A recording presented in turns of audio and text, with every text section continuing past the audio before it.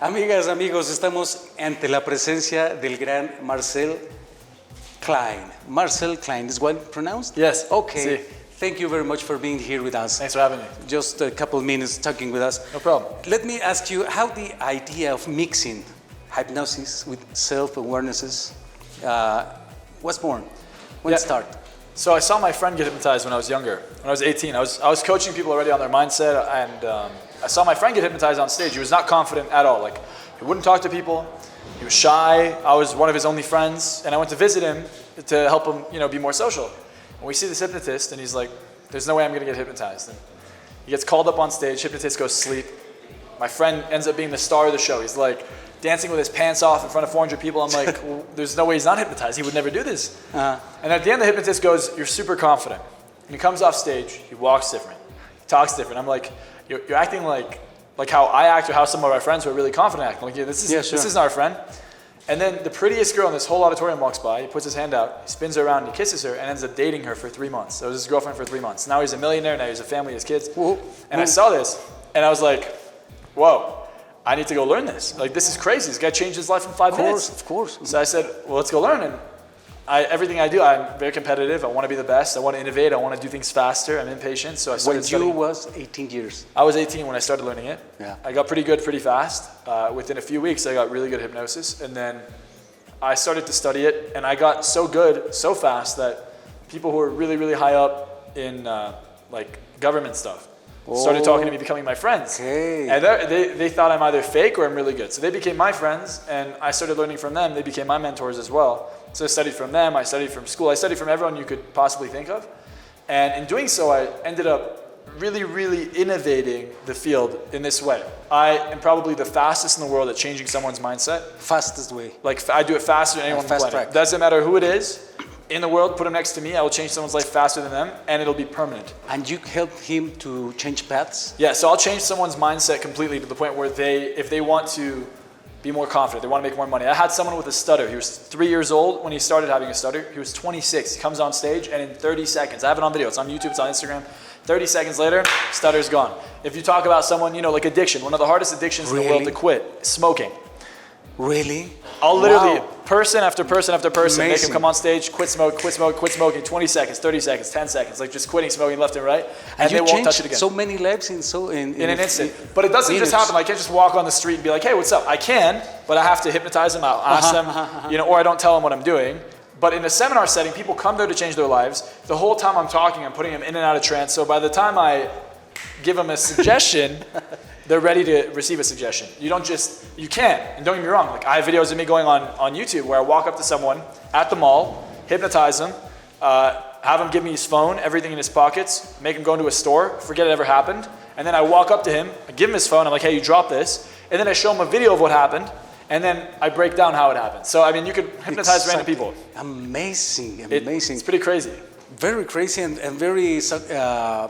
You must feel so proud about helping too many people. I don't identify with it as much. I just think it's a tool, and I am just someone using the tool. It's kind of like if you made a really beautiful car and the car goes 0 to 60 really fast. I didn't build the car, I'm just driving the car. So I don't view it as, I do think that I'm a good driver. I think I'm one of the best drivers, but anyone can learn the tool. It's not anyone can do it. Anyone can do it. And I show people how to do it. I teach people how to do it. I teach them how to do it for themselves. I teach them how to do it to others. Because, I can only have so much of an impact. How many people can I change, So the more people that know how to do it, the better. I'm not hiding anything. I show everyone how to do anything. I don't care. I'll teach people everything I do. I always do. Wow. Yeah. And many people learn to talk so fast as you. I actually remember the day I decided to speak fast. Really? Yeah, I saw hypnotists speaking really fast. And why was that? I just saw hypnotists doing it. I'm like, I should speak fast. When you think really quickly, sometimes you also speak really quickly. And, I also, obviously English is my native language. If I were to switch to a different language, naturally. I'd be totally impaired. But just let me know if I speak too fast ever. I'll slow down. Because Never. A lot of people tell me that. What is your biggest motivation? Initially, it was my family. It was helping my parents out. And, 2 days ago, I flew in yesterday. The day before, I went and bought my dad a brand new Porsche GT3. So now we both have one. I love my parents, so take care of them. And then the second thing was, I see a lot of people that don't believe in themselves. I see a lot of people that really work hard, and they're struggling, and they're having a hard time, and they're suffering. And I just know how easy it is to change. Like, someone could have been feeling so bad their whole life and come to me 10 minutes later and they don't have to feel it. So to me, my motivation is to show people how easy it is to make that change. And change the life. What do you say to young people? Yeah, I would say this. I think that a lot of people, when they start something new, they start small. So for instance, if I'm starting a business, no, don't start small. I think that when they start small. And I think that's the worst thing you could do. If you were a millionaire and you lost everything and you started again, you wouldn't start small. So the shortcut is to do what someone has already done. Like, why should I reinvent the wheel? Most people want to go learn how to sell on their own. They want to go learn marketing on their own. They want to go learn all these skills.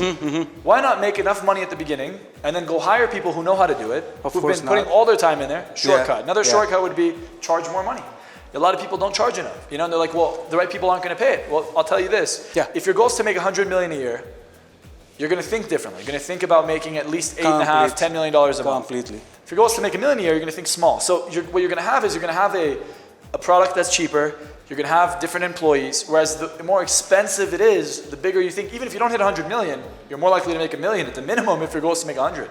So I always tell people, if you want to start something new, think as big as possible. Find the people who are doing it. Think as big as possible. The bigger the better. Never think in a short way. It's harder to think small. You have to work harder to make less money. What's easier, selling $1,047 products or one $50,000 product? Of course it's one $50,000 product. Of course. I have to find 1,000 people to buy something versus one person paying me $50K. It's night and day. And imagine how much you have to do, how much work you have to do for the $47 thing. People are not comfortable with money. They have a bad relationship with money. So I think realizing money has no value, and it's people pay you what you ask for. You ask for more, you get more.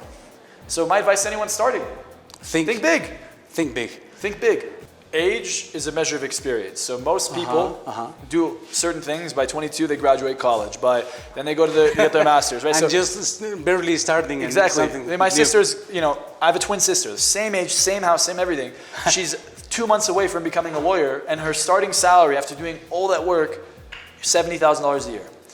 And for the US, it's not a lot. It's not a lot at all, right, to start. So I'm like, well, what is it? That people ask me, like, well, what is it? It's not luck, I'll tell you that for sure. I'm probably the unluckiest guy you've ever met. Everything's always going against me. It never works out for me. And I think most entrepreneurs go through that. Really? Always. But if you do more in less time, and you do more efficient things in less time, like I could do things that are productive, or I could do things that take me nowhere. Like if I sit there and I just read books and don't do anything about it, I don't take action, I'm not going anywhere. So I think the most important thing is taking action, taking effective action, and doing a lot of it. And the more you do, the less time. I always look at it like this. Like, time is the most valuable currency. We're trading time for money. We're trading time for fame. We're trading time for experience. We're trading time for all this. So how do I... Time is money. Exactly. How do I take my time and get the most money, the most fame, the most connections, the most impact? So most people don't look at it like that. Like, how do I take my time and just get a little bit of money? No. How do you take your time and get the most money, the most everything? So you have to look at it through the lens of time, not through the lens of money. People sell their time for money. I don't sell my time. Ever. My time is the most important thing in the world. I hate wasting time. Time is the one thing. Great way of thinking. Marczell starts his day, awakes, drink a cup of coffee. No coffee. No coffee. Never? Just water. Out of glass, usually. I never drink out of plastic. On average, you drink about a credit card's worth of plastic a week when you drink out of water bottles. Okay. Very cancerous, very unhealthy. Okay. So Marczell, while you're sleeping or in the way to go to dream, your brain is continuously searching for new ways, searching new ideas. It's a good question. It's kind of like, I look at it like this. If you're in love with your goal, you don't have to think about it. It just happens. So like when you're in love with someone, you ever been in love with someone? So what do? When you start falling in love, you start thinking about them, then you think about a future with them, you think about what it would be like to go to dinner with them, the movies, what about a family? Enjoy it. Yeah, you're thinking about it. It feels amazing.